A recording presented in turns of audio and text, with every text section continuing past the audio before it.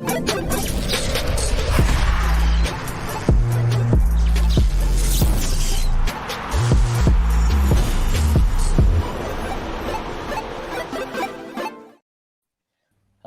everybody, and welcome back to another episode of PrematchMuti. Hey, there we go, Selo. You got the memo today. I love that. Nick, not so much. Can you hear me? He froze. Okay, now he's unfrozen. I had Claudio, so he pressed go, and I had Claudio frozen like this, stretching. So just for our viewers, that's what our host does. Just getting ready, stretched up for the event. So yeah, apologies. And just in case you're wondering, that's exactly what Nick makes his players do as well before the game. Am I right there, Nick? Stretch up there. Make them practicing, do some jumping jacks. Practicing the celebrations. Yes, and the jumping jacks. Everyone online with us today. As you can see, we've got the Devil United in the top right-hand side, my top right-hand side anyway. And then at the bottom, we've got King of the North, not so north, more south, because they're fighting at the bottom, looking for a new coach. And it seems like they're coming closer. They want a new manager before the weekend's fixture against Brighton. Nick, we might as well just kick this off. I don't know if you guys want to say hello first. Before. Just happy Diwali to everyone. If you hear some fireworks through the microphones and everything, that means people are celebrating wherever we are. Yeah, fair enough. Yep, happy Diwali, everyone. Good evening to Nick. Yeah, man. I got too excited, I guess. I think we all did. It was including the owners, Nick. Yeah, it was a little bit disappointing. Unfortunately, I think if you look at the new ownership, there's a contract with the PIF fund, the Saudis. They've got a contract with a company called PCP, which is Amanda Stavely and her husband and the Rubin brothers who put the deal together. But they've got a contract to run the club and make decisions on behalf of them. And this sort of move in the last couple of days proved their sort of naivety, for lack of better words, if you want to call it. Yeah. I'm reading a lot of reports, the deal was done from their side. I don't think Unai Emery has been as honest as he should be, because I do think the deal was very far along. But I do think the Villarreal sort of setup were quite upset that this deal or the approach was leaked. From my understanding, in Spain, you are allowed to approach coaches, so they weren't too upset with that. But the fact that this deal was so far along the line, whereas there was talk that he was actually going to fly in today and take training. Wow. I think that really upset them. And if I'm honest with you, apparently, from what I've read, is that the deal was a crazy deal for him to take, like in terms of money that he was going to get. And I think Villarreal pretty much said to him, listen, you're at a Champions League club, we'll bump up your contract. And I wouldn't be surprised in the next couple of weeks if you see that Unai Emery extends his deal and probably gets a bit more money. So I do think they should have just probably kept it a little bit more quiet in terms of how they went about things, but they'll live and learn. If you look at the City takeover, they made a lot of mistakes throughout their first 2-3 years before they actually got it right. And, if I could tell you that I would have a new owner and Eddie Howe as our manager a month ago, 2 months ago, I wouldn't have. I would have bitten your hand off very quickly. So Eddie Howe seems to be the second choice. I see that there are rumors that are coming out that the panel of people taking the interviews were split between the two, but I think that's just a ploy in which they can just make sure that everyone knows that Eddie Howe was a front runner as well. But I highly doubt that, because Eddie Howe and Unai Emery are in completely different leagues. But Eddie Howe is a young coach who's done it in the league before. I was very vocal on the show that I thought he was a little bit of a fraud in terms of, claiming that he didn't get backed. And, if you look at their last transfer window, they spent over £100 million and they got relegated. But maybe his time at Bournemouth was done.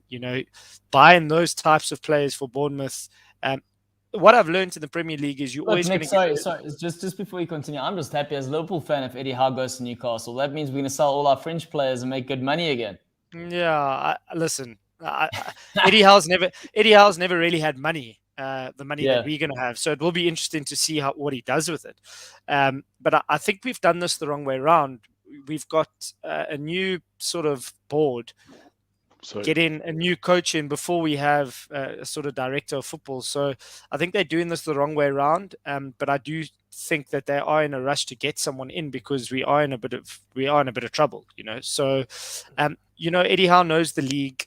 He's played some good football. He's worked on a smaller budget than normal. And what I've learned from the Premier League is you will get relegated if you're not one of the top 6, top 7 teams. If you look at all those teams, eventually, if you don't spend more and more every season, you will be sucked into a relegation battle. And it's happened to all those teams. You even talk about a West Ham. West Ham in the last 10 years have been relegated. So at the end of the day, maybe this is me trying to justify it. Bournemouth maybe ran its course, 5 years in the Premier League.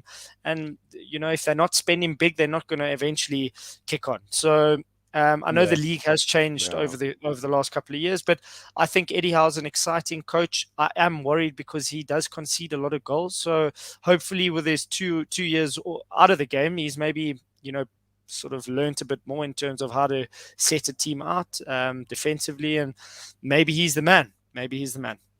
Yeah, but I think but he's better than Steve Bruce.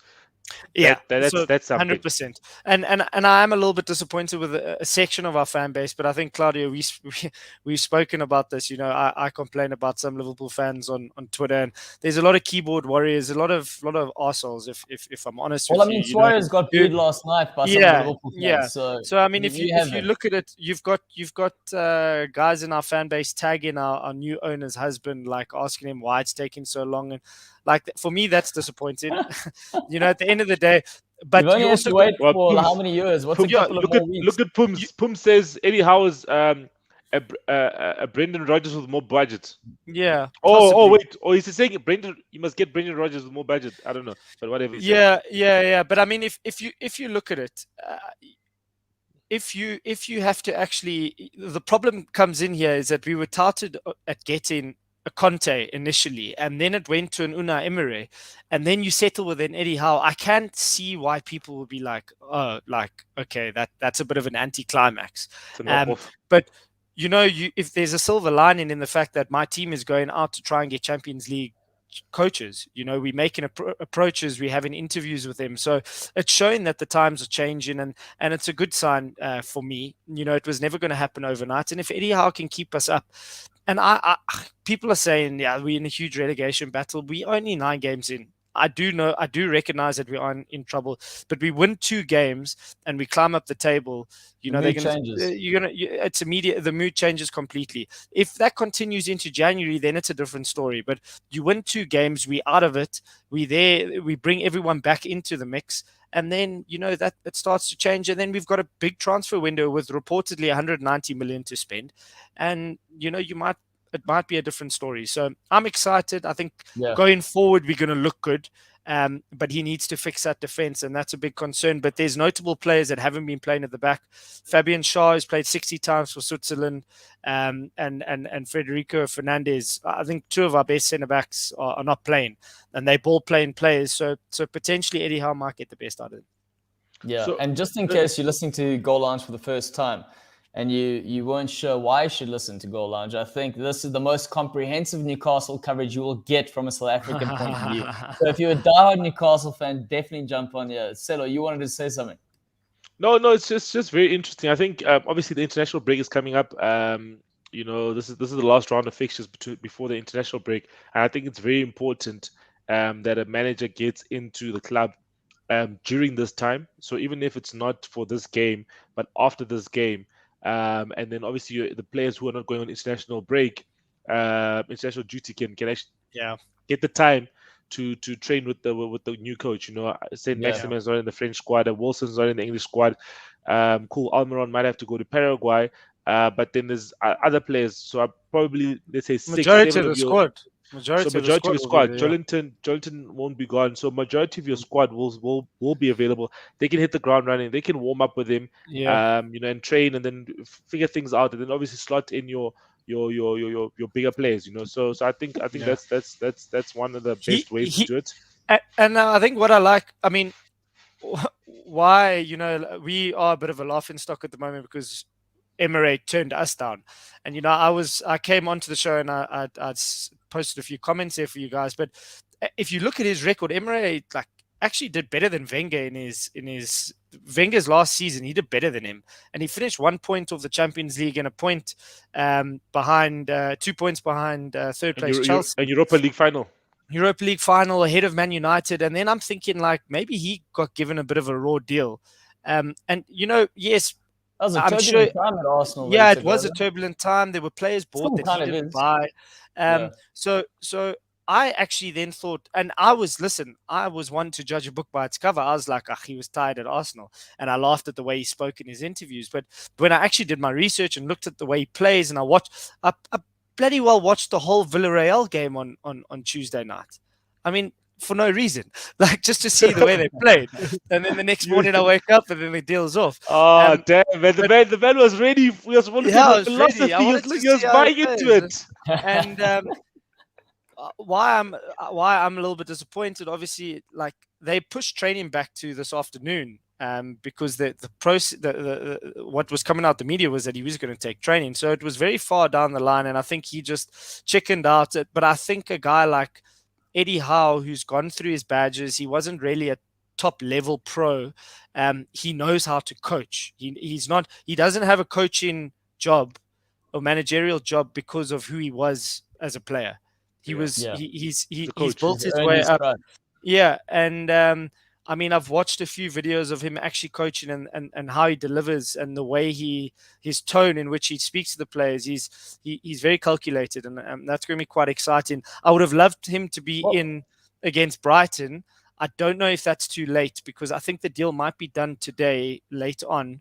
And also, you wouldn't want to throw him into that. Brighton are buzzing at the moment, and he gets a bad start. You don't. And also, one of the positive sides for Newcastle is Graham Jones, the man who's taken over from Steve Bruce, or the interim manager, so to speak. He has worked with Eddie Howe in the past. So Eddie Howe's come in saying how he's going to utilize Graham Jones. They're very familiar with each other. Also, one of the benefits to looking into Roberto Martinez, apparently.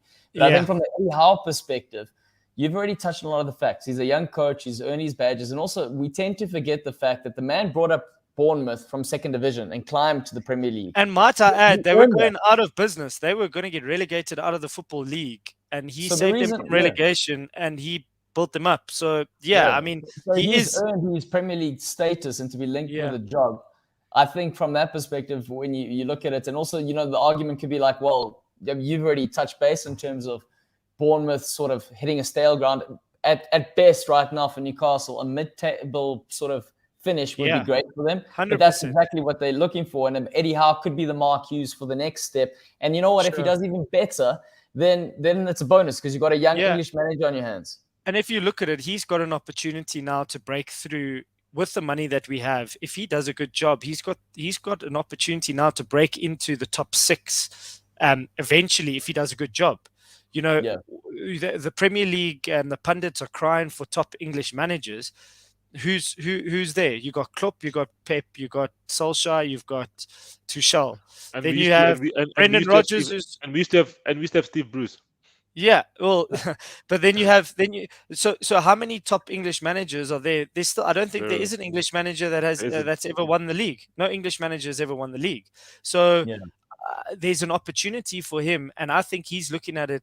He's 40 something. He's quite young, and he's got an opportunity now. It's like, I'm at a big team. I'm not going to be a Mark Hughes who's just a stepping stone for this process. Let me actually take the bull by the horns. I can spend a bit of money and actually build a team. And you know what? There's a lot saying he got relegated to the Bournemouth. If you look at the young coaches that are at the top of their game, Tuchel and Klopp also got relegated when they started out in their respective leagues. So that he would have learned from it. And let's see. Yeah. It will be. But He's it worked is. with It's Wilson and Richie gonna be and a Fraser double-edged before. sword, Nick. It's going to be a double-edged sword. Obviously, he's never worked with that responsibility before. When he has been given some money, he's wasted it on obviously French players. But you could argue it was a club like on Bournemouth. Liverpool rejects. But you could argue it was hard to attract sort of higher caliber players in the first place and then manage the squad. But I do think him coming into Newcastle right now, working with the likes of Callum Waltham in the past, Ryan Fraser, and there's another player from Bournemouth, if I'm not mistaken. He knows them, they know him. Yeah. And I think it's pretty much. Oh, no. No, it's just the three of them. But if you look at it, you say that, yes, he did get money to spend, but I think he wastefully spent that money. But Yes, if he's that's what I'm got, saying. if he's got double that money and he can attract a better quality player, not because of the stature of the club, but I mean, if Bournemouth went and spent 50 million on a player that is worth 50 million, a player in Spain or Germany would probably come to, I'm not saying from the top teams, but if a young up and coming talent would go to a Bournemouth as a stepping stone, but they never had those funds. So maybe with a bit more money now, actually with an attractive proposition, who knows? We'll never know until it's tested. But yeah, I'm quite excited, and let's see. And also just shout out to everyone who is on the line, from obviously our regulars, Sam, Pumalani, Aman, and obviously Jason. Thank you very much for joining us. And also I just want to comment on the fact that Jason's saying good appointments, I like him, but surely they need a technical director. And I think to the fact that you've already touched on, these are new owners with a lot of money, not sure how football works, making those sort of mistakes. I think what they need to do, and they need to do it fast, apart from bringing in a manager, is find right football people in this space. I mean, Selo can touch on this and see how Man United has unfolded when they hire someone just for a marketing exercise as opposed to a footballing exercise. Yeah, man. Yeah, I know it all too well, man. I think, the most important thing, I think, also there is a measured approach, right? You don't just take over a club and then like immediately already have someone in mind, because who was available. Conte was available, but even that was probably, Conte was probably thinking other things. He was probably thinking a short-term contract or whatever. But I think they've gone about it the right way. You need to have the right football people in charge. Man United have the right business people in charge for the business side of things, but it doesn't help us for the footballing side of things. They took out a statement that Man United is the most followed football club on TikTok. What the fuck? I don't care about that. It's probably making you money. You guys are getting paid for, man. What they exactly. So I hate that shit. So, but it's exciting times. But let's see what happens. And obviously, I think there were rumors about a West Ham also getting a new owner potentially. A Czech. Well, not a full owner. I think he's looking long term to potentially a big share, like a 30% shareholding. Starting with the share. What's the player's name? Plays for West Ham now. The Fellaini version.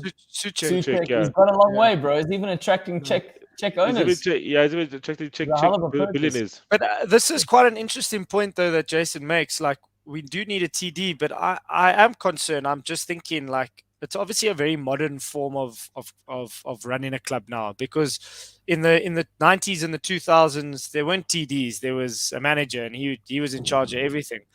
But are Newcastle able to do it the other way around? Because they're going to have to do it the other way around. You're also going to have the TD that you bring in to buy into the fact that you've got Eddie Howe, for example, if we do eventually sign him.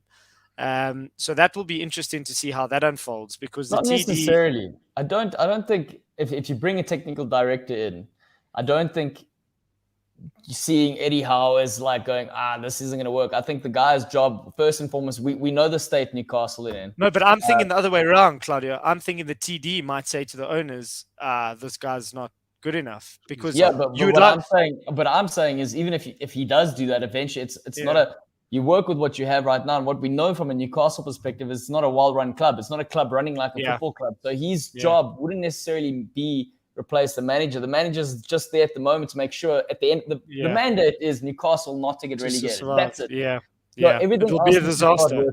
Imagine being the richest club in the world and you're in the second division. It'll be funny. It will be a very Newcastle thing, though. It will be a very Newcastle thing to do. Like embarrassimo. No, man. I don't know if a good TD would... possibly, Jay. I guess so. But, this is a risky job for anyone. Someone who Eddie Howe has nothing to lose. Answer this, Nick. Spums is asking, what is the sporting director's role? So I would say to dictate. I don't really like the setup of having a TD, although it's worked in the past. Guys, just give me a second. No problem. I do think the TD role That's not Selo. holds. No, I was thinking that. It holds value, especially where you've seen it achieve success. I think Liverpool's had success, PSG to an extent, Barcelona, Real Madrid, your Man City's, Chelsea's. But I would like to think that the coach has full ownership, but if you can have a striker relationship between the TD and the manager where they're both thinking on the same path, to answer Pum's question, the sporting director generally dictates the way that the team is going to play and assists in terms of identifying players in which the club needs and in which the coach can work with. Furthermore to that philosophy will go down to the academy levels and the grassroots levels, and I think they will head up the whole recruitment setup from youth right up until the first team. Yeah, they do everything. So I would say, but I would say this does vary club to club. You might find at Liverpool that Klopp has a major say in terms of who he actually wants, versus maybe a Barcelona that signs players when there's not even a coach in place. You guys are being linked with players. You're being linked with players before even securing a job for the manager. Yeah, so, and I think again, just based on the technical director perspective, it's all dependent on the relationship. Firstly, so say for example, if you come into a place like a Barcelona where it's a club fully known for a technical director and those decisions are made, coming into the job, if you want the hot seat, these are the things you've got to manage as a coach. You're not going to have the final say on things. I think from Eddie Howe's perspective, the one thing going for a club like Newcastle, if they get a technical director, is that he is a young manager and he's open to new ideas. And I think one of the strengths from a Liverpool perspective is that you've got a manager in Klopp who said he was open to it, whereas previously we had Brendan Rodgers and it was a fail. He didn't want it. He saw management the same style, fashion as a Sir Alex Ferguson. I think modern football has evolved, and I think if you know how to work with someone, teamwork, your eyes can't be everywhere. So if you get the right people that you can trust, it makes your job a lot easier at the end. But you can also massage that situation, for lack of better words. Klopp might have been clever there, saying, okay, I'm not going to do what Brendan did. Yes, I agree with you. But he's a very big personality. So he might say to the sporting director, okay, they sit down, they say, we need 7 players this summer. We need 2 centre-backs, 2 midfielders, and 3 attacking players. And the sporting director comes with 3 players that he thinks should happen. And then that might give the leeway for Klopp to say, but listen, I want those 4. You get your 3, and then we sort of agree and we meet halfway, if that makes sense. So it's about striking that relationship. And if your TD and your manager are like best mates, you've really got it. Like look at Leeds. Leeds have the TD that Bielsa, I think, takes wherever he goes, if I'm not mistaken. If you've watched that documentary, he trusts him to get the deal done. And he's a lot younger than Bielsa, but I would like to think that the relationship is so good, that he would say, listen, I need a guy who can press from the front. And, I've got Bamford here not doing the job. I've got my eye on 1 or 2. You give me a couple of options, and then we'll meet and discuss it. I think that's sort of what they're looking at. And exactly what you said, Claudio, you can't be everywhere. You can't see everything. You can't watch every football match. 100%. So if you've got one of the best models you can see is Borussia Dortmund. I think obviously Borussia Dortmund is just unfortunate the fact that Bayern have just so much money, but they are consistently a top 3 team in the Bundesliga and get out of the group stages of the Champions League. And they've had a couple of different managers, your Klopps, your Tuchels, and Lucien Favre, and the current manager. But they've consistently used the similar model. Get young players that are good enough. Yes, cool. We don't have the money to pay them the higher wages when they get to 25 years old, but then we can sell them at that age. Get good money. Your Dembeles, your Aubameyangs, your Mkhitaryan's, your Sanchos, and so on. And we will give them a platform. So Bellingham, he knows he's 18 years old, but he's probably going to be there for another 2 seasons, 3 seasons max. and then he's going to leave and go somewhere else, you know. And And they're going to make money off him. They're going to make they're going to tons of make money good off money, him. Yeah. reinvest it as well. Yeah. Find another good talents that they find, you know what I mean? Because they've always had, you know, good talents. You know, one of the always the best teenagers or the best under 21s in Europe. You know, even similarly, look at Ajax. Mark Overmars is the technical director there. Together with him and Edwin van der Sar, they run the club well. And listen, Ajax is the best team in the Champions League this season. If I'm being honest, yes, maybe their group is not as tough as the other teams, but they've created the most chances, scored the most goals. You know what I mean? So, and they've got 4 out of 4 wins. You know what I mean? And I think to close off on the TD, I think to close off on the TD, the team that scored the most goals and created most chances. AC Milan, Atletico Madrid, Porto. Hey, haven't lost. You must respect. So I also think Ajax, please respect Ajax, please.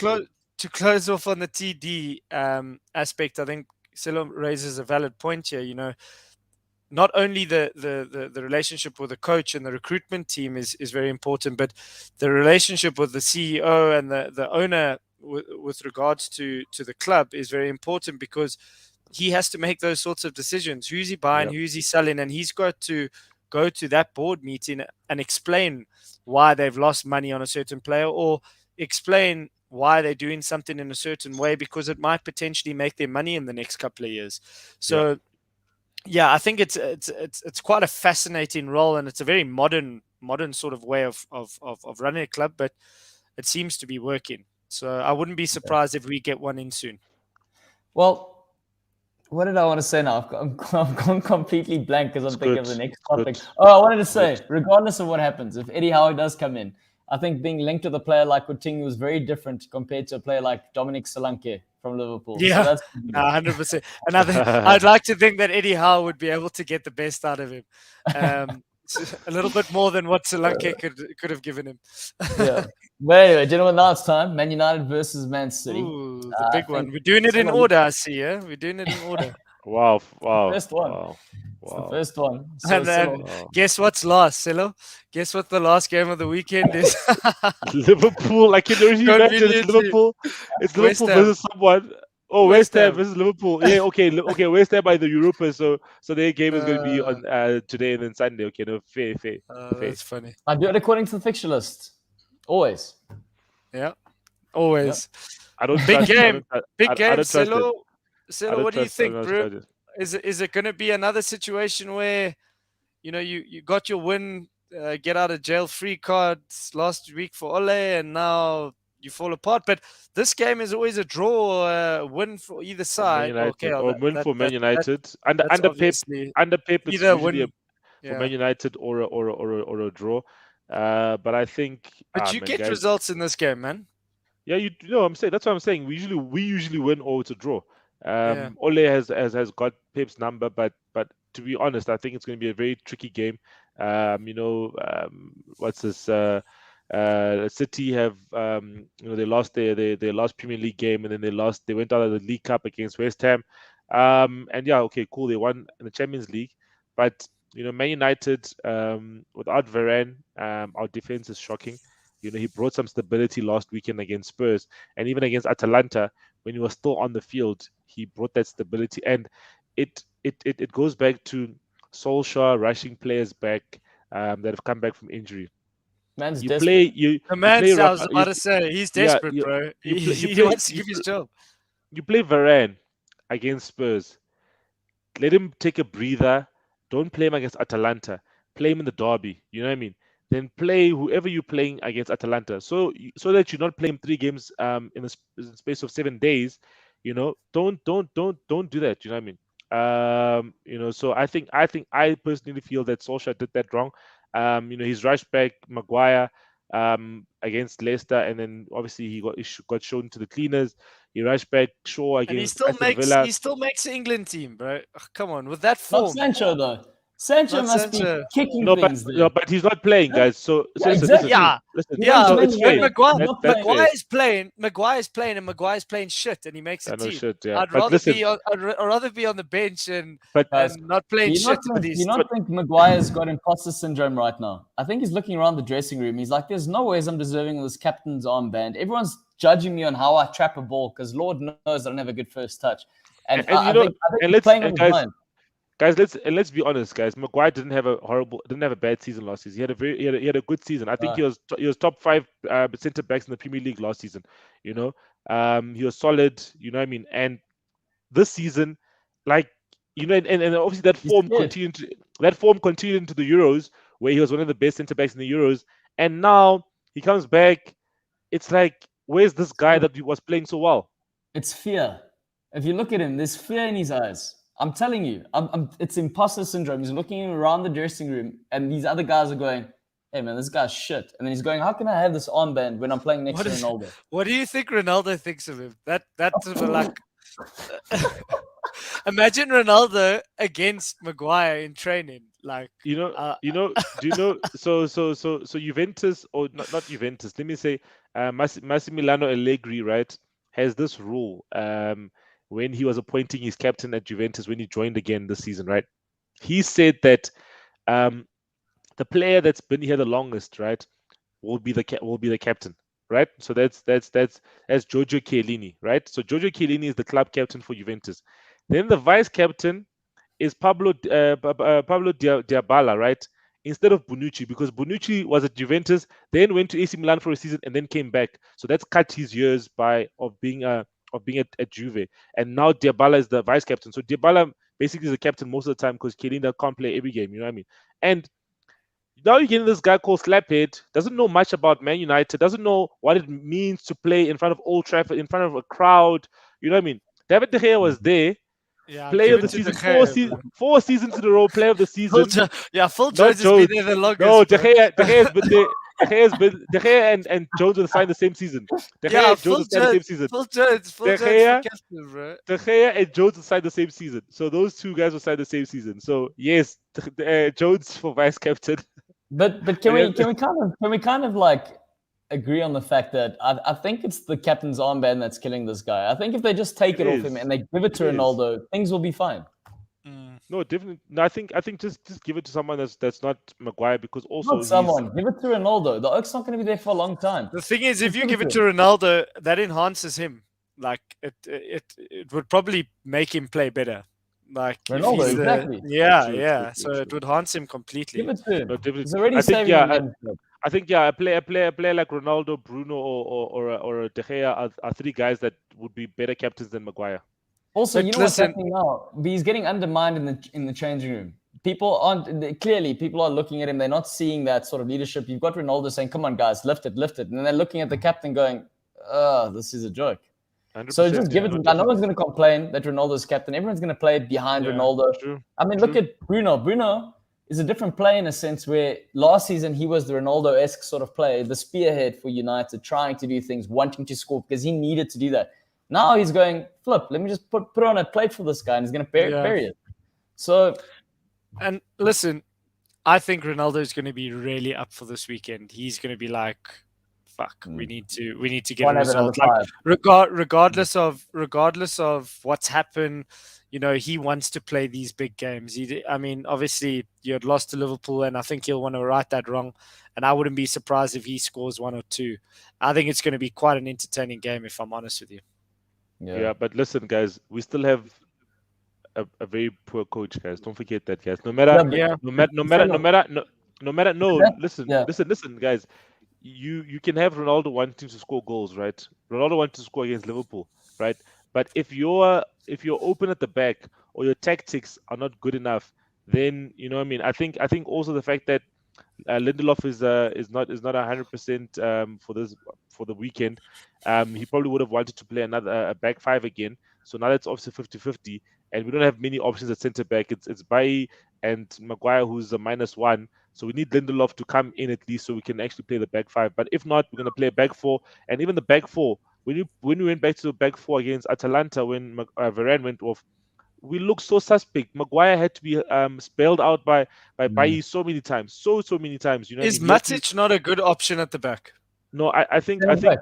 I think at left centre Good back job. they should use Luke Shaw because they've used that before.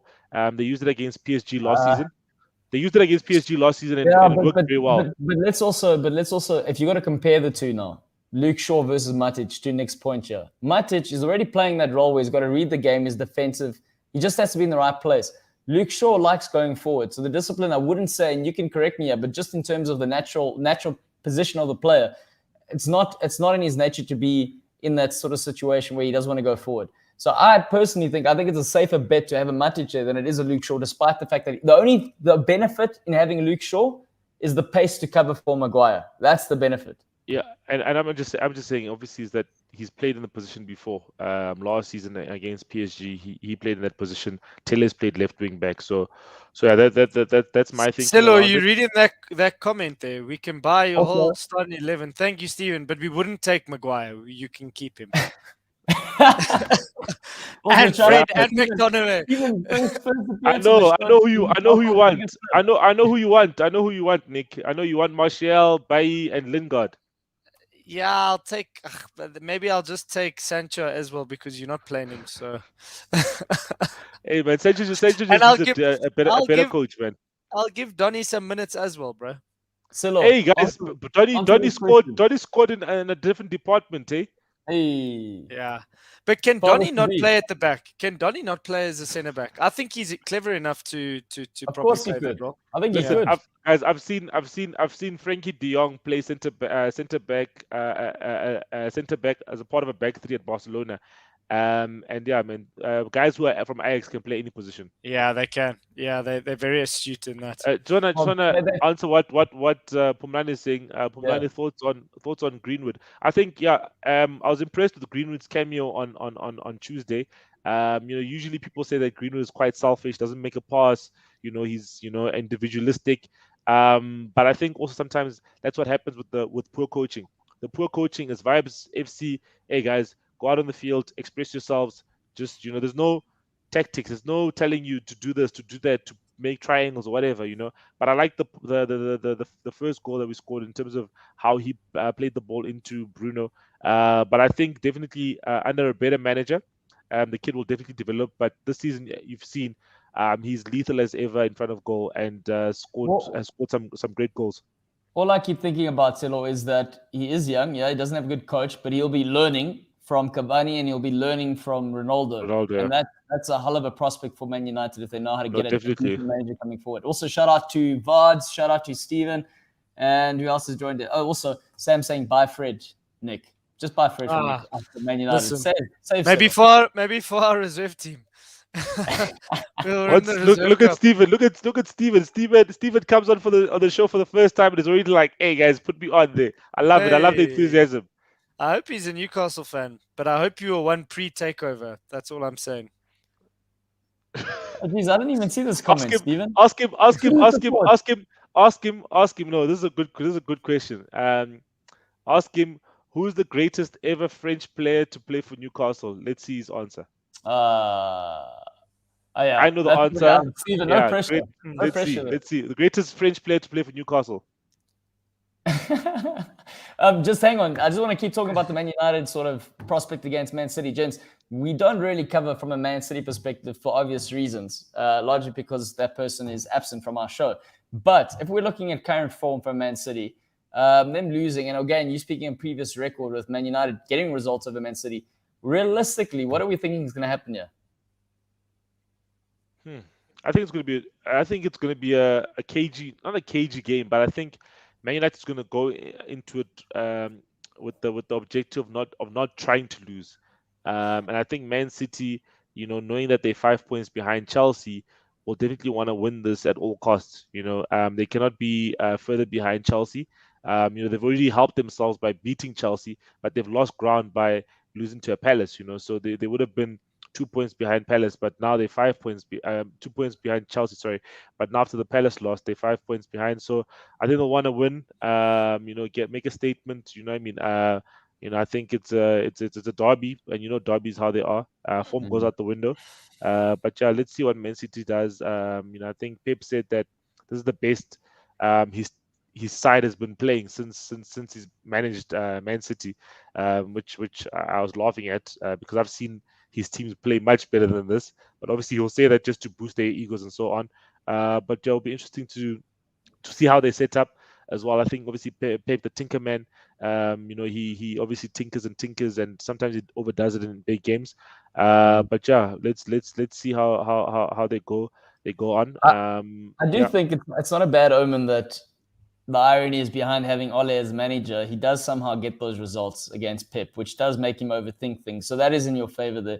Vard's saying, Nick, stay away from Nkamba. He's protecting his Aston Villa players. Marvelous. Also, Sam coming in. Marvelous. Saying, Marvelous. The boy from Zim. The Zimbo. Sam saying Bruno has been constantly delivering. Ronaldo's performance makes people not realize that. Lindelof is out. Lindelof is out. So okay. Look. Steven has come back and said Johan Kabay. Nick, do you agree? I in recent times, that's a big shot. The best Frenchman has to be David Ginola. Has to be. That's my favorite. David is the best. Yeah, but you we've had a couple of good French. Yeah, we've had a couple of good French. Hatem Ben Arfa was a flashy man, but not consistent. Or wasn't it a club for too long? Saint Maximum has a good chance of surpassing Ginola if we can go on to bigger and better things. He is only 23 or 24. I don't think he really is, but if he can stay fit, maybe something comes. He's got a couple of kids. You know what? I don't know why Newcastle just haven't given Kevin Keegan a call. Yeah, just throw the man back in there. We were actually saying maybe bring him back. I was chatting to a few of my mates in Newcastle, and it would be lovely. Imagine him coming in to be the TD. But I think he's been out of football for too long, so it might be a little bit of a stretch. It'll be another Kenny Dalglish sort of return, but it did help steady the ship for a bit. Which wasn't I wouldn't be surprised. I wouldn't be surprised if him and Alan Shearer get sort of ambassadorial roles at some stage, which will be very nice because you could get them in to sort of chat to the players, chat to the manager and the new owners to sort of keep them along the line of what it means to be a Newcastle player and staff member. Look, I think this is wishful thinking from Nevada. They're saying fancy City to sort out United and end Ollie's reign. His French shot for Newcastle is Laurent Robert. That guy used to have a sweet left foot. That guy used to have a sweet left foot. I'm going with Jason here, gents. Cisse from Liverpool won the Champions League. You can't beat that. You can't top that. It doesn't matter. But we're talking about Newcastle French. I know, but Liverpool fans, we like making it about Jason's slow though. I told him that earlier, so he's late to the party. So Jason, why are you giving me second-hand information? No, it's not at school. Should we cover the Arsenal-Watford game? We don't have an Arsenal representative. I kind of feel like Wonga's been getting loud, and I think he's going to get louder after the weekend because they are hosting Watford. So I think let's move on to the Everton Spurs game. Yeah, Everton Spurs. Yeah, it's cool. That's a good game. We don't want to be talking about Watford. The thing is, what's interesting with this is, obviously Benitez is under a lot of pressure, and I've been reading a few things like we might get a manager in this week, but Conte might go and beat Everton, and he's walking a tight rope. I would love Benitez back. But how funny would that be? You guys hire Eddie Howe.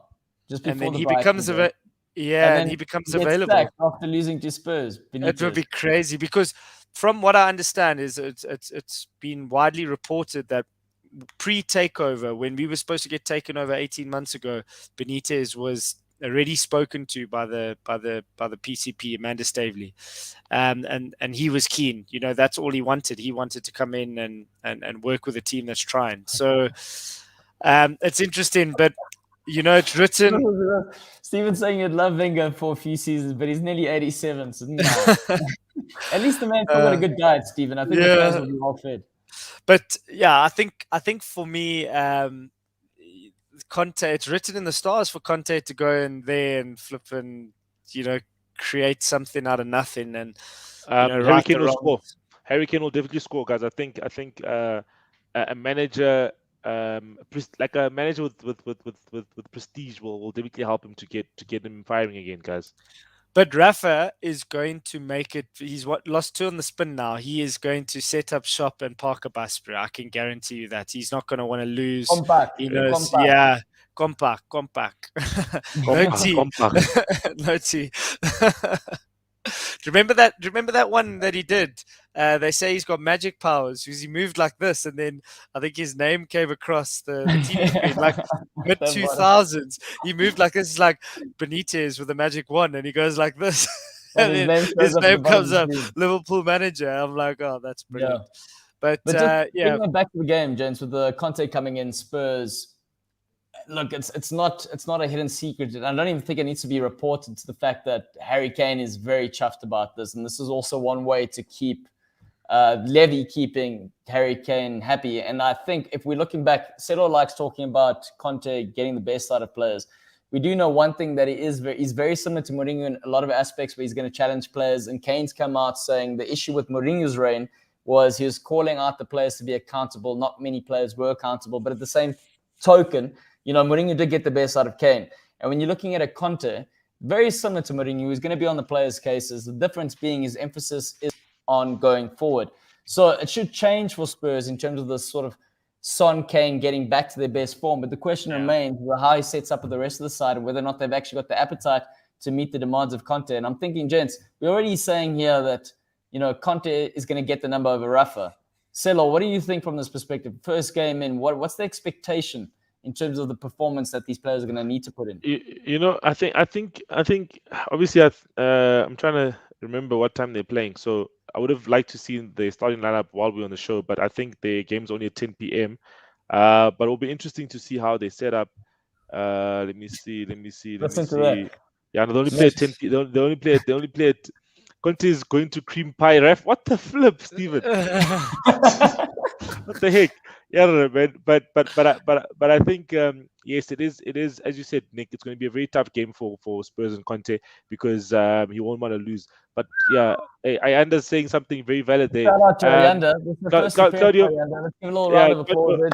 Claudio, Ayanda's a Liverpool fan, so shout out to him. He's one of your boys. Yeah, one of your boys. To be fair, Ayanda, you say that, but unfortunately, this chance has gone now.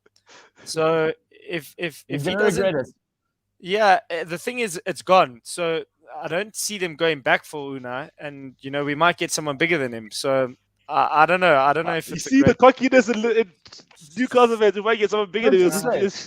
You guys always give me shit. The Liverpool fans always make the conversation about ourselves. But have you noticed a change in Nick's sort of definitely. He brings in his club every single way. No, man. I'm commenting on the comment. Okay.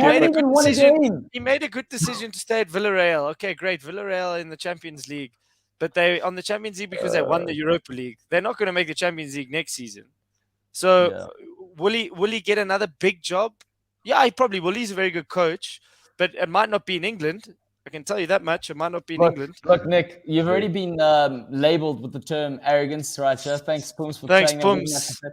I do want to go back to the Spurs conversation. Yeah, saying Kane and Son very like Lukaku and Martinez at Inter.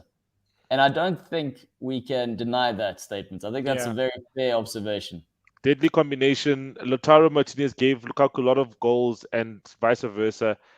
We can definitely see them working in tandem. It'll be interesting to see if Conte does go to the 3-5-2 or 3-4-3 formation that has helped him in recent past. He's loved that, 3-4-3. Yeah, that's like his that's his go-to formation. Yeah, but I think also 3-5-2. No, it depends. At Chelsea was 3-4-3. 3-4-3, and then at Inter was 3-5-2. But then also at Juve, he also used 4-3-1-2 at Juve. But I think what he does is he looks at the sort of setup and the the resources that he has. Already they've come out and they've said, Inter came out a couple of hours ago saying that they don't want to sell their players to Spurs. It was reported on Sky Sports. I didn't read the headline properly, but so the man leaves the club because they want to sell his best players, and now he's going to have money to go back and buy them. And they're going, So obviously rumors are rumors, but there was rumors that he won 6 players. That's what I read last night, but it could be a lot of bullshit. But he won 6 players from Inter. So that makes me think of one or two things. It might be. Ashley Young's at Aston Villa, man. Come on. Yeah, it But might he's be. sitting here. What are you talking about? Oh, I forgot you, his brother. Yeah. Sorry, It you look might, alike. but it might be a load of bullshit. But I think if he is already looking for players, he might not fancy the squad that he has already. But I think Spurs have a decent squad. I think they've got good players, and I think he's got 2 months to try and get the team playing in a certain way. But he can't change those players yet. He can't sell them. He can't buy new ones. So it would be worrying if he's waiting for that transfer window, because it might be too late to break into that top 4 if he does do that. I don't think he's waiting. I think, look, he's got a shit side in terms of we've seen the characters not there. That's the issue with the Spurs sort of squad. I do want to comment on this sort of VARD saying Rafa is the next Villa manager. I do just want to point out the last former Liverpool manager to go to Villa, his reign didn't end too well and he had a heart attack. So I don't think that's too good for Rafa to go to Villa. That's all I want to say. That's a harsh one. It is a bit harsh. Rest in peace. Man, it the best time. Who let the Reds up? Who? Anyway, Steven also saying Eriksen will probably return to Spurs too if Conte fancies him. Also interesting from the Serie A not letting him play. He can't play in Serie A, guys. Why is that? If you have like a pacer, so like Daley Blind has like a pacer, and he can play in the Netherlands, but in Italy you can't play with like a heart or instrument or heart. Yeah, I guess you can call it a heart instrument or something like that. They Yeah, probably don't want to take the insurance out on it. That's why. Because I think the league has insurance for those types of things. The premium's too high. as bad as it sounds. Yeah, no, fair.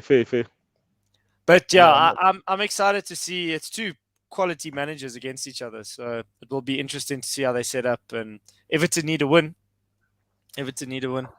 Just going back to the Julio sort of thing, it is from my Liverpool. I mean, when I was really, we'll talk about it when Liverpool who's bringing in their own club now, bro? Ayanda, welcome. Thank you. No, but he just said rest in peace. You don't have to say anything. You have to say when I think about Julio. Former Liverpool guy. Ayanda said rest in peace, Julio. So, or what? Can I not talk about this? We might as well talk about Liverpool West Ham. Just go. So how do I weave my way in here with the Newcastle statement? I'm just trying to think. Just bring it in, man. Just bring it in, bro. Just bring it in. Oh, gents, okay, cool. From the West Ham sort of Liverpool game, I think Liverpool have found, the Olympic Stadium there in London a happy hunting ground recently. I know West Ham found themselves in good form. One of the famous goals Liverpool like scoring against them is when they're defending us at peace and catching them on the breaks. Yeah. So I'm not sure they're going to learn from that.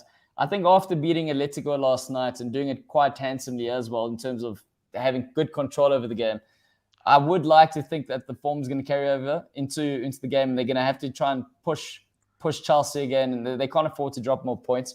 So me personally, I think the game should be it will be a tight game because West Ham aren't bad and they find themselves in a good way, but it should be a result that Liverpool need to get across the line, in my personal opinion. I don't know if you need to get across the line, but I think a team like West Ham will want to prove to the league that they're not pretenders for top 4. And that they actually will be in this top 4 race. I think this is a match where you get a point against Liverpool. Then obviously it shows that you actually are serious about the top 4. They've been riding on a high. I think the one element that a West Ham is missing is another striker, another striking option apart from Antonio. It's so weird that one of the leading goal scorers in the Champions League is a former West Ham player. Sebastian Haller is killing it for Ajax. He scored in every single group game. He scored a hat-trick. And he couldn't score in the Premier League. But guys, I told you guys, if you're not playing if you're not playing for a player, how is the player going to do well, guys? Yeah, if the player is Benteke at Liverpool, Benteke was a target man, didn't play for him. You know what I mean? So you can't be. So if you're playing for he's playing so well now against at Palace for Vieira. So Sebastian Haller scored, I think, 6 goals in 4 Champions League games. So he's doing very well. But I think West Ham do need another striker just for Antonio's understudy or someone. I think if they want to kick on, if they want to Yeah. kick on. You know, I was listening to Talksport today, and they were saying, Alan Brazil was saying that he likens West Ham to a gang, and like in a very good way. Like they are like a gang of brothers. You know, Ever they a go, gang's been a good thing. This is a yeah, good gang. They're not going to no, mug you. They're only going to burn your yeah, house down. It's a good but thing. So you can but claim the insurance money. But if Yeah, you they look do. at them when they go away, go away from home, and like obviously it's all what you see in the media, but they really look like a tight knit group. And I think Moyes has done well in terms of resurrecting his own career. Going to Man United and sort of being shown the door, failing in Spain and Sunderland, and now he's really got it back. And he's got a tight knit group of players that have done well last season, and they've proven that it wasn't really a one hit wonder. But there is a long way to go. The longer they go into the Europa League will be the true test to see if they can withstand. And they're playing away again. They've got to come back to London and play arguably one of the best teams in the league. It is going to be a true test of their real character. And if they can get a result, then they really do mean business. Yeah, Yeah, no, just definitely. They're currently trailing. They're currently trailing in the Europa League 1-0. They're playing against Genk in Belgium, so it's about to be half time now. But it'll be interesting to obviously, as you say, and I think we always speak about the Europa League hangover, guys. When teams, luckily Belgium is not far from the UK, but if imagine they had gone to Eastern Europe and Yeah. flying back from Eastern Europe, arriving like on a Friday morning, for instance, from Eastern Europe, but they would have been tight. But luckily they're just in Belgium, so they should be back tonight. It will be a very interesting game. And it's actually interesting that Ianda's bring up Declan Rice, guys. I know there's a huge English bias in the Premier League. When an English player does well, then they start touting the player as the best in their position. So apparently Declan Rice is the best midfield in the Premier League this season. I don't know, but that's what I heard from English we need. commentators. We Would need you to have him? get- Would you have him in your midfield? Selo? I've got Fred McTominay. Yeah, so you would have him. So he is one of the best. Yeah, But well, my Fred midfield are not McTominay. my midfield are not even the best. My midfielders wouldn't Okay, start at question. Brighton. Would you guys have Basuma over Declan Rice? Yo, that's a tough one. Yo. I think Declan Rice was very average at the Euros, if I'm very honest with you. I watched all of England's games. What about Kevin Phillips over Declan Rice, especially for Man United? I like Kevin. I like Calvin Phillips. I like Calvin Phillips' passing game. He's got a better passing game, definitely. I think they had different roles in the Euros. Different roles, So yeah. Because Calvin Phillips is a very good passer of the ball, man. Energy, Very man. good. Declan Rice was breaking up a lot of play. But I think Basuma outdick Basuma. Oh, look at that. Ayanda already saying the same thing as you. So also, Sam, stuff you. Why are you coming on the show saying that West Ham are going to go do things against But Liverpool? I do think Claudio, I don't like that. what I might Sam. add, they're going to Yeah. play against probably the most deadly front three this weekend. Yes. So it's going to And be a also, true test. And I do On think top of you that guys front are. three, sorry, Nick. I'll let you finish that, but I do want to say, Settle speaks about a hangover, the Europa League hangover. Yeah. David Moyes has another hangover. It's the Liverpool hangover. Whenever he never faces beaten them. Liverpool, whenever he faces them, he's like a never deer in beaten them. headlights. He Or has struggles, he? man. Sorry, Has as he you beaten were, Nick. Liverpool? Has he Not, beaten not Liverpool as before? far as I know. Yeah, I just Oh, think Bad. I just think they're too good at the moment. We didn't watch a game on Saturday, Claudia. We were too busy at the bar at the wedding. But yeah, I they were playing obviously against the Brighton that was well organized this season. They're looking like they're doing something under Potter. But all the teams have dropped points this season, so I wouldn't be surprised if they come and really make it hard for West Ham to get anything. Just from a Liverpool perspective, looking at their performance in the Champions League, and Wonga's not here, but if he was here, we know what he would say for January in terms of the league. Losing Salah and Mane is a big blow for them. Obviously, And the overage player. And the overage player with the smallest shin pads. Have you guys seen that picture going around? The shin pads are like 4 centimeters wide and high. Anyway, Kato, so when we're looking from that perspective and we're looking at their midfield, what do you think are Liverpool's hopes realistically for the season in terms of the Champions League and Premier League?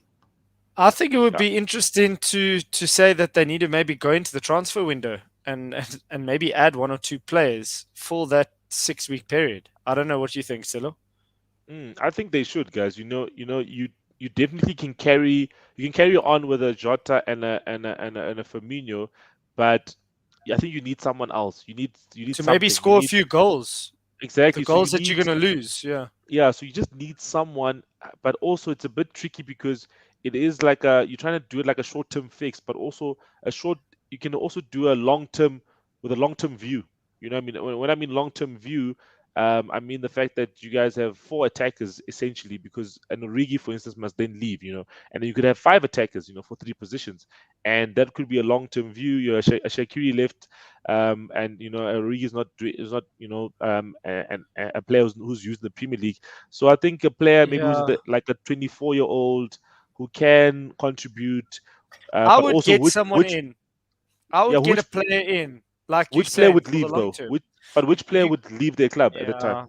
You maybe go and get someone that's firing in a league that, I mean, you could spend a bit of money with the prospect of replacing a Salah, because Salah's coming to Newcastle in the summer. So it is. I like the long term thinking there, Silo. I like the long Yeah, term. I think so, but I think you go for maybe a player that's shooting the lights out. And there's this kid.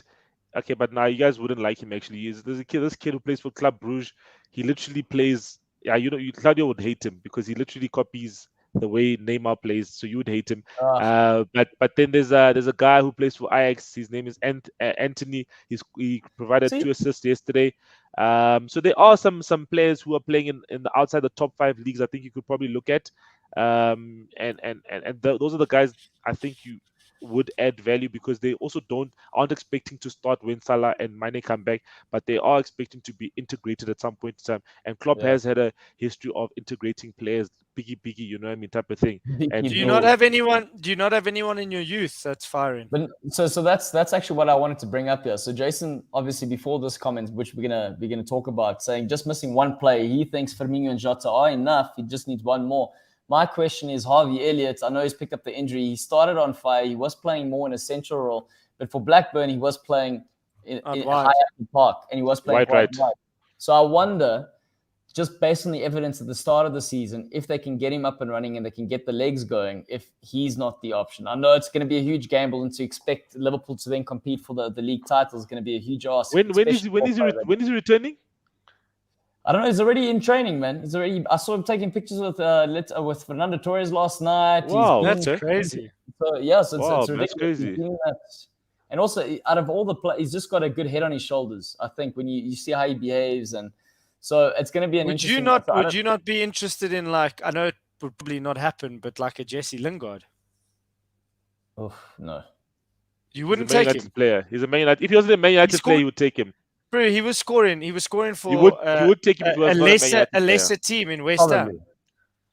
Yeah, you would take him if he was not a United player. Yeah, he would take him. Although, I wouldn't mind actually. I would take him if he hits the ground running. The only problem is he's playing with the United logo on his back, so if he doesn't, it makes it a bit harder for him. But if he hits the ground running, it's nothing sweeter than rubbing it in the face of your. Has Liverpool or Man United ever loaned a player to not directly? There have been players that, like Paul Inch, obviously Mike Lowen. There have been players that have made the rounds, but there's been another pit stop in between.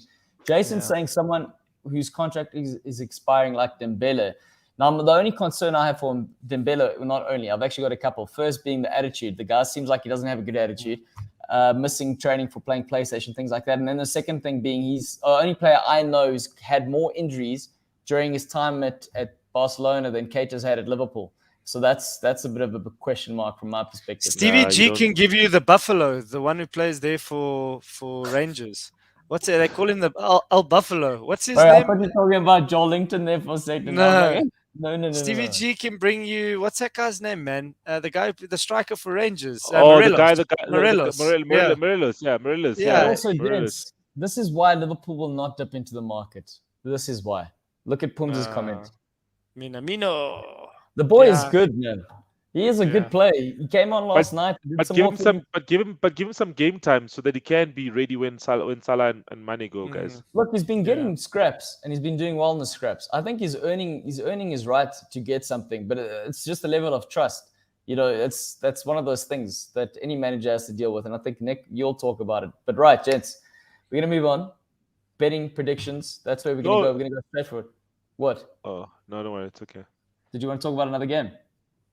It was about my team, but we spoke enough about my team. Shit. But we spoke about his team for 30 minutes, guys. We can't. I know it's the biggest club in the world, but they don't pay us. We don't want to torture our viewers any longer. Unless you can organize them to pay us. They've got money. Maybe they can find a segment there. Yeah, but let's go. Not going to get goals. Let's bet. Damn. Liverpool need a Genie replacement. Jude Bellingham or Basuma. Genie, that's still a sore spot for me, man. Okay. He scored some nice goals for PSG, man. I was watching the game yesterday. I loved the way he was in the box, adding an extra body in the box yesterday. And he's always got a smile on his face, man. Always. He does, man. So I was happy for him because there was rumors that the South American boys weren't passing to him in training because they don't want him to take Paredes' role in the team. So that's the thing about that. But that's a thing. That's happened to me before. But I can believe that because Messi is very close to Paredes, and Di Maria is very close to him, and that South American contingent can be a bit spicy. And they can be dicks. Let's be honest. South Americans can be dicks. We've seen how they play, which is why we like them. But I do want to say the whole sort of Genie thing, touching on Thiago. Thiago made an appearance last night. Okay. He made an appearance, but again, when I see him play, I get so frustrated. And like he just gives you thumbs ups. They're just things that he does where like Genie would never do. So Genie was never this, again, the reputation. No one, for some reason, people didn't value him as much, but he never gave the ball away. Never, ever gave the ball away. He was always in the right place at the right time. He always tracked back. He knew how to press. He did all the basic things right all the time. Then you got a player like Thiago, thumbs up. He values the extravagant pass, which is great. He's a fantastic passer. Hollywood. He plays football for that pass. He gave away the ball. I know he's just come back, but he gets nicked on the ball. And I'm like, that just would never happen to Genie. Never. But anyway, that's something else we're going to talk about. So, first game. We're going to save the Man City game for last. Let's start backwards. We're going to start first on West Ham, Liverpool. Give us your predictions. We're going to start Celo, Nick, and then we'll end with me. Prediction for this one, 2-1 victory to Liverpool. I just think David Moyes' inferiority against Liverpool will get the better of him. So 2-1 to Liverpool. 2-1. I see a 3-2 win for Liverpool. I think you will concede. I think they're quite dangerous. But yeah, 3-2 win. Oh, 3-2 win. I'm going to say 3-1 win Liverpool. Ayanda, thanks for joining us. He says he's going to tune in more often, but that's just I know you're nervous for this West Ham game. 3-1 win for Liverpool. Let's calm those nerves, Ayanda. All right. Next game. Everton versus Spurs. Celo, let's hear it. This one I see a 2-1 victory to Spurs. I think that Spurs will be galvanized by the new manager, cracking the whip. I'm interested to see the lineup. If it's depending on what day. What day is it? Is it a Sunday? Sunday. Yeah, Sunday. So I'll definitely watch the game. My Saturday is booked out for Man United and some alcoholic consumption. But yeah, 2-1 to Spurs.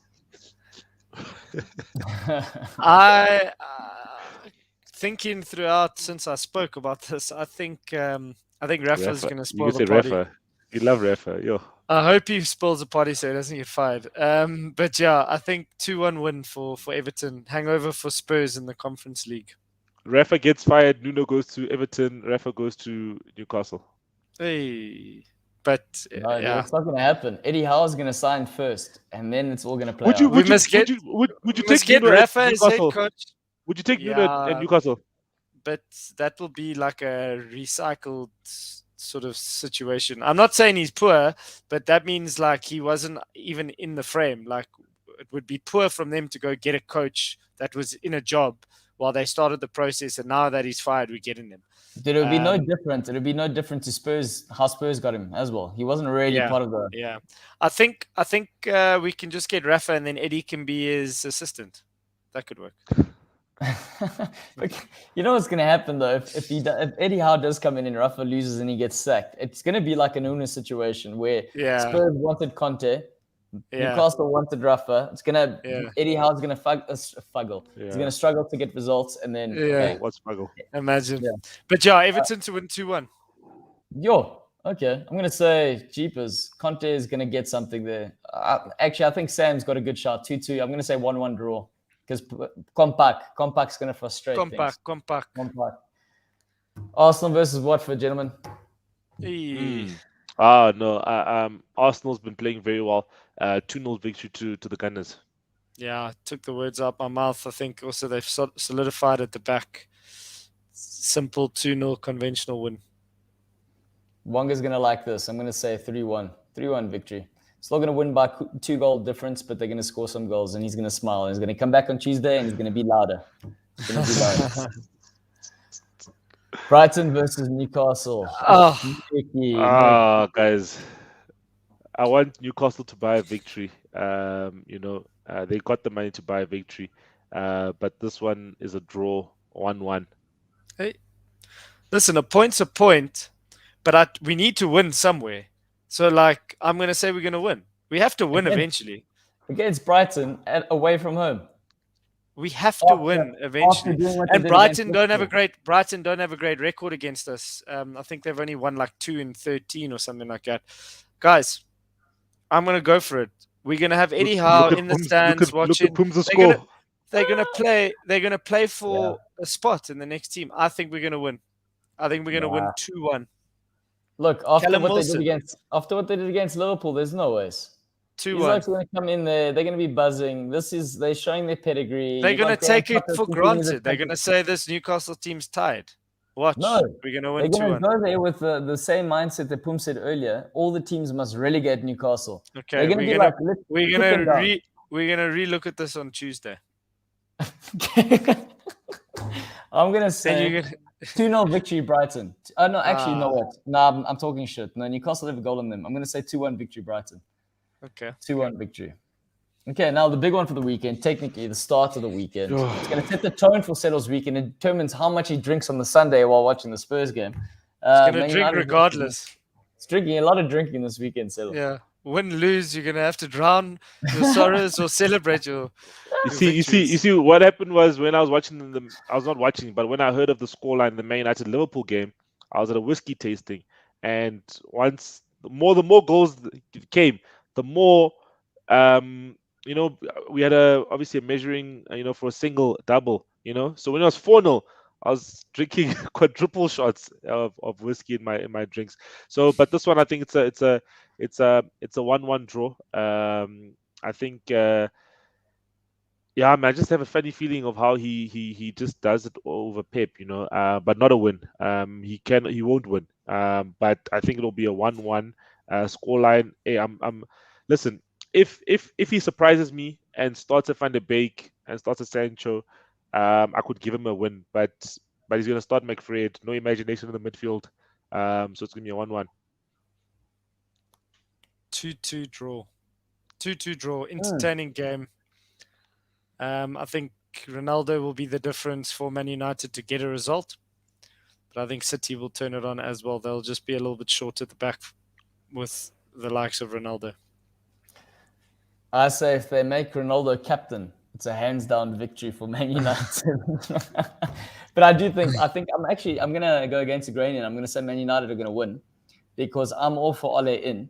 And I think if Man City drop points, I think it's a good thing for Liverpool. And I think it's also a good result for Liverpool fans Ole can keep going. When they even want us to win because our manager must stay in the job. Oh, there we go.